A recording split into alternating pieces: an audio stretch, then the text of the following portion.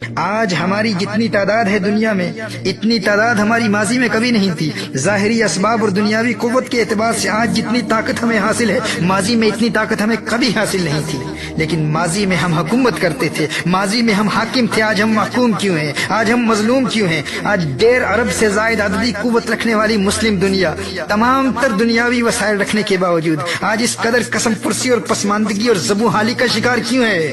آج اسلحے کی قوت بھی ہے، فوجی قوت بھی ہے، آج 56 مسلم ممالک ہیں، ہر طرف مساجد ہی مساجد ہیں، درسگاہیں ہیں، علماء کی کثرت ہے، آج ہم ایٹمی طاقت ہیں، آج سب کچھ ہے۔ لیکن کیا وجہ ہے کہ وہ افرادی قوت کے اعتبار سے بہت کم ہونے کے باوجود وہ جہاں سے گزر جاتے تھے دشمنوں کے سینوں میں کپ کپی طاری ہو جاتی تھی، اور ہم جہاں سے گزرتے ہیں دنیا ہمیں دیکھ کر ہنستی ہے، ہمارا تمسخر اڑاتی ہے، ہماری تحقیر اور تذلیل کی جاتی ہے۔ آخر اس کی وجہ کیا ہے؟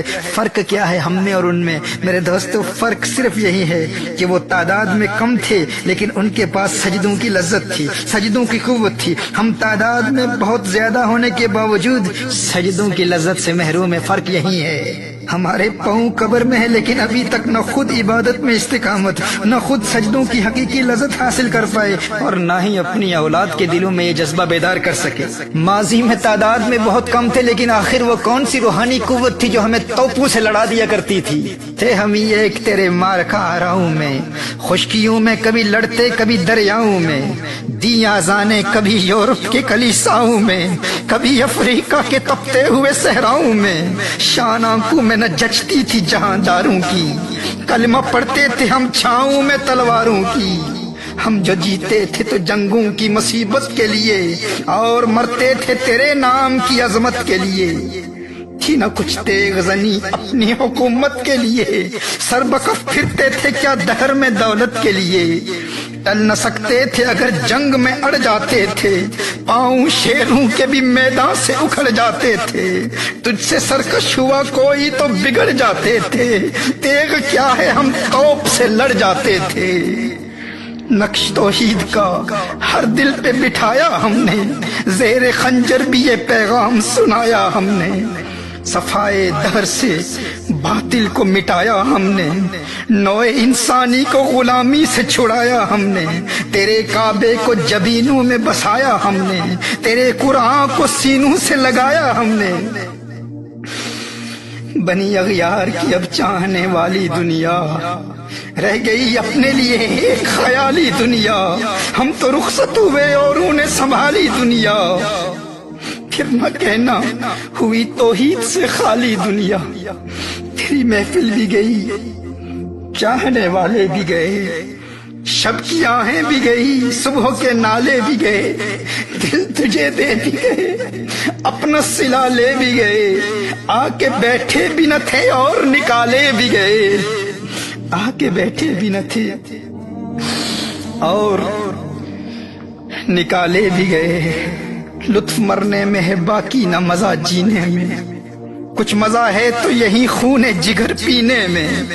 کتنے بےتاب ہیں جوہر میرے آئینے میں، کس قدر جلوے تڑپتے ہیں میرے سینے میں۔ اس گلستان میں مگر دیکھنے والے ہی نہیں، داغ جو سینے میں رکھتے ہوں وہ لالے ہی نہیں۔ کس کی ہیبت سے صنم سہمے ہوئے رہتے تھے، منہ کے بل گر کے ہو اللہ احد کہتے تھے۔ آ گیا عین لڑائی میں اگر وقت نماز، آ گیا عین لڑائی میں اگر وقت نماز، قبلہ روحوں کے زمیں بوس ہوئی قوم حجاز۔ ایک ہی صف میں کھڑے ہو گئے محمود و ایاز، نہ کوئی بندہ رہا نہ کوئی بندہ نواز۔ بندہ و صاحب و محتاج و غنی ایک ہوئے، تیری سرکار میں پہنچے تو سبھی ایک ہوئے، تیری سرکار میں پہنچے تو سبھی ایک ہوئے۔ چاک اس بلبل تنہا کی نوا سے دل ہوں، جاگنے والے اسی بانگے درا سے دل ہوں، یعنی پھر زندہ نئے عہد وفا سے دل ہوں، پھر اس بادئے دیرینہ کے پیاسے دل ہوں۔ عجمی خم ہے تو کیا میں تو حجازی ہے، عجمی خم ہے تو کیا میں تو حجازی ہے، نغمہ ہندی ہے تو کیا لے تو حجازی ہے، نغمہ ہندی ہے تو کیا لے تو حجازی ہے۔ آج پوری دنیا کے مسلمانوں پر جو ظلم و تشدد ہو رہا ہے، ہماری ناکامی کا سبب کیا ہے اور ان کی فتح و کامرانی کا راز کیا تھا؟ وہ تعداد میں کم تھے لیکن پھر بھی دنیا میں چھائے ہوئے تھے۔ آخر کیوں؟ اس لیے کہ انہیں سجدوں کی لذت حاصل تھی۔ وہ 313 تھے لیکن جنگ کے میدان میں سجدے میں گر کر رب کو پکارتے تھے۔ وہ خلاق کائنات کی بارگاہ میں اپنی جبین نیاز خاک آلود کرنے کی لذت حاصل کرتے تھے۔ اپنے جسم کے 8 اعضاء کو زمین پر بچھا کر اپنی ناک اور پیشانی کو زمین پر رگڑتے ہوئے انتہائی عاجزی، تذلل، تضرع اور خشوع و خضوع کے ساتھ اپنی کمزوری اور اپنے ادنا ہونے کا اعتراف کرتے ہوئے سبحان ربی الاعلیٰ کے ترانے الاپتے، تمام جہانوں کے رب کی عظمتوں کا اعلان کرتے۔ تو یہ حضوری قلب والا سجدہ ایسے اللہ کے پیاروں کو معرفت حق کی منزلوں تک پہنچا دیا کرتا تھا۔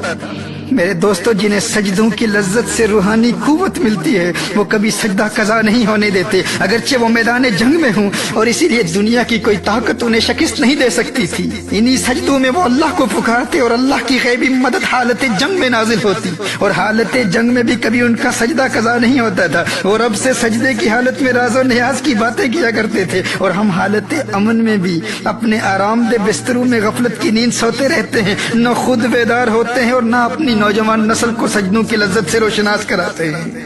اگر آج تمام مسلم دنیا سجدے میں گر کر اس رب کو پکارے تو رب کعبہ کی قسم انقلاب آ جائے۔